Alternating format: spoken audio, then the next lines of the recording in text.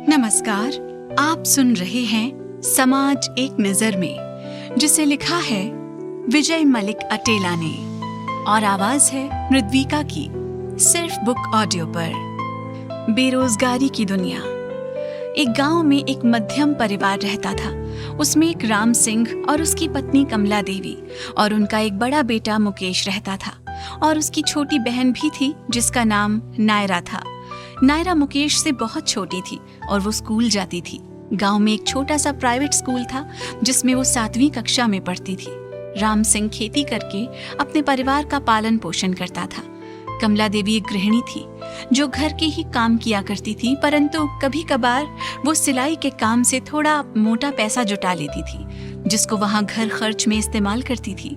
मुकेश ने अपनी पढ़ाई पूरी कर ली थी। जब वो शहर जाना चाहता था तो अपने माता पिता से डरता था, इसलिए उसने उसकी माँ से कहा, आप पिताजी से बात करो। उसकी पढ़ाई को लेकर माँ ने सही समय पर एक दिन उनके पिता से बात की कि देखो जी, अब हमारा बेटा बड़ा हो गया है और इसकी पढ़ाई भी पूरी हो गई है। अभी आगे पढ़ना चाहता है और यहाँ पढ़ाई पूरी करने जानना चाहता है, तो आप ऐसे पढ़ाई करने के लिए बड़े शहर भेज दो। उनके बीच थोड़ा वाद विवाद होता है। अंत में उसके पिता मुकेश को शहर भेजने के लिए राजी हो जाते हैं और उसको सलाह देते हैं कि बड़े शहर में जाकर वो सिर्फ अपनी पढ़ाई पर ध्यान दे। अगर वो आवारागर्दी करते हुए इसकी खबर आती है तो उसे वापस घर बुलाकर खेती में मेरे साथ काम करना होगा। मुकेश जी हाँ कहकर सिर हिलाते हैं। मुकेश हल्का सा हंसता हुआ अपने पिता को धन्यवाद करता है और बाहर जाने की तैयारी शुरू कर देता है। कुछ दिन बाद वहां सामान इकट्ठा कर तैयार शुरू कर देता है। फिर कुछ दिन में शहर जाने के लिए तैयार होता है। फिर जब वहां घर से बाहर जाता है तो उसकी माँ बहुत भावुक हो जाती है और छोटी बहन भी बहुत रोने लगती है। फिर शाम तक वहां शहर पहुंच जाता है। एक अच्छे कॉलेज में इस दाखिला भी मिल जाता है। वहां एक पास ही में वहां एक हॉस्टल में रहने के लिए चला जाता है, जिसमें वहां उसकी मुलाकात 3 लड़कों से होती है। कुछ समय के बाद आपस में बहुत अच्छी जान पहचान हो जाती है। उसको 3 दोस्त मिलते हैं जिनका नाम दिलीप जोशी, रणधीर कुमार और सुखदेव पांचाल था। जहां वहां सब साथ में कॉलेज जाने लगे और अच्छे से पढ़ाई पूरी करने लगे।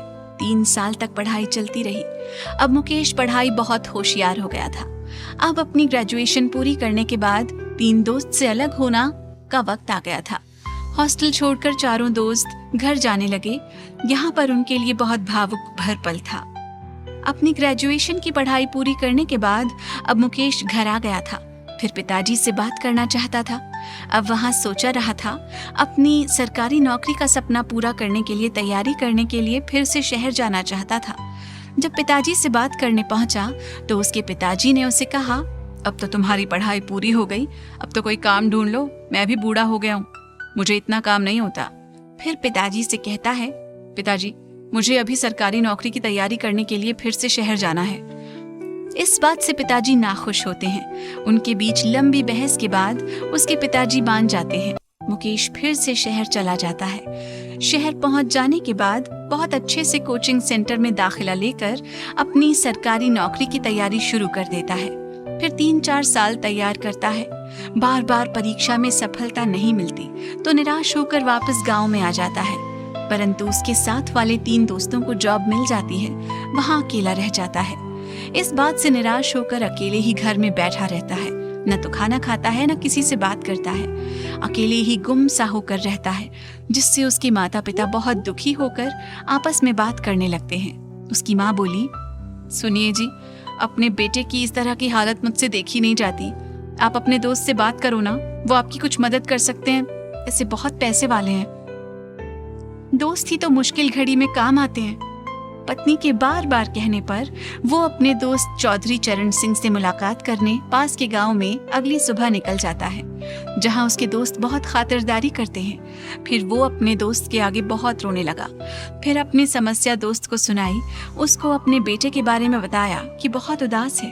अपनी ग्रेजुएशन की पढ़ाई की है, 5 साल तक इसने सरकारी नौकरी की भी तैयारी की, पर आप तो जानते हो जनरल कैटेगरी में कितना पढ़ लो, नौकरी फिर भी कम अंक वाले ही लगा लेते हैं। बिना आरक्षण वाले चाहे कितना पढ़ लिख लो, बिना रुपए दिए लग नहीं सकते।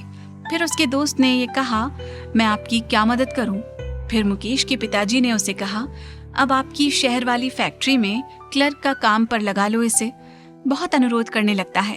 फिर दोस्त ने कहा, कल से भेज देना, रुपए की चिंता मत करना, आप मेरे दोस्त हो, मैं आपके बेटे को अच्छी तनख्वाह दूंगा। ये खुशखबरी वो घर आकर अपनी पत्नी को सुनाता है। फिर उसके लड़के को बुलाता है, इससे खबर सुनाता है, पर इस काम के लिए मना कर देता है। निजी नौकरी करने से मना कर देता है, बस कहता है मुझे सरकारी नौकरी ही चाहिए, जिससे उसकी ये बात सुनकर माँ बाप बहुत गुस्सा हो जाते हैं। फिर धीरे धीरे गांव में गलत संगत में पड़ जाता है और नशा करना, आवारागर्दी करते रहना, इन सब बातों से उसके माँ बाप बहुत गुस्सा और दुखी होकर सोचने लगते हैं। इन्होंने फैसला किया अब इसकी शादी कर देंगे, जिससे जिम्मेदारी में बंध कर काम करने लगेगा। उसकी शादी कल्पना नाम की सांवली और सुशील लड़की से कर देते हैं, परंतु वहाँ कम पढ़ी लिखी होने के कारण मुकेश उससे नफरत करता है। फिर मजबूरी में उससे दूर होने के लिए शहर काम करने लगता है। वहाँ उसकी मुलाकात एक दिन एक व्यक्ति से होती है, जो 2 नंबर से लड़के लड़कियों को बाहर के देशों में भेजता है। वो व्यक्ति सब सपने दिखाता है, बाहर जाने के लिए एक मोटी रकम की मांग करता है, जिसका जिक्र वो घर पर आकर अपनी पत्नी माँ बाप से करता है। जब सब मना कर देते हैं तो नौकरी छोड़ देता है। फिर क्या था, घर में रोज लड़ाई झगड़े होते हैं, जिससे तंग आकर घर वाले मजबूरी में उसकी बात को मान लेते हैं। वो अपनी जमीन गिरवी रखकर अपने लड़के को विदेश भेजने के लिए तैयार हो जाते हैं, जिससे मुकेश बहुत खुश होता है। कहता है बहन की शादी के लिए बहुत सारे पैसे कमाऊंगा, खूब धूमधाम से शादी करूंगा। ये बात कहकर वो विदेशी जमीन पर बड़े बड़े सपने संजोए जाने के लिए बहुत खुश होता है और तैयारियां शुरू कर लेता है। परंतु वो एजेंट बहुत लालची आदमी था, बीच रास्ते में और पैसे की मांग करता है, जिससे घर वाले देने में असमर्थ होंगे। उसके परिवार को बाद में पता चलता है कि उसके बेटे के साथ धोखाधड़ी हुई है, जिसकी शिकायत पुलिस में करने से भी वो डरते हैं, क्योंकि इस एजेंट ने उन्हें कहा था दोषी करार आपको भी किया जाएगा, जिसमें आपने अपने बेटे को गलत तरीके से विदेश भेजा है। मुकेश की बीच रास्ते में उसकी जंगल में तबीयत बिगड़ जाती है, वहाँ पर वहीं वो मर जाता है, जिसकी खबर बाद में मुकेश के परिवार को लगती है। बहुत बड़े सदमे में पड़ जाते हैं, क्योंकि उन्होंने न सिर्फ अपना बेटा खोया बल्कि सब कुछ दांव पर लगा दिया था, जो उनके बेटे के साथ डूब गया था। आखिर में आप सबसे पूछता हूँ, इसका जिम्मेदार कौन? सरकारी तंत्र, या फिर वो लालची एजेंट, या उसका परिवार, या फिर वो खुद, या फिर बढ़ती हुई बेरोजगारी, या हमारी छोटी सोच? सोच समझकर सही विवेक का प्रयोग करके मुझे जरूर बताना। आपके जवाब का इंतजार करूंगा। ये कहानी कैसी लगी वो भी बताना न भूलें। वैसे मैं सोचता हूँ बेरोजगारी की दुनिया का हिस्सा हम खुद हैं, जो भीड़ चाल का हिस्सेदार बन गया है। आप जरूर प्लीज समझो और बताना आपकी राय। मैं आप पर सवाल के उत्तर छोड़ता हूँ।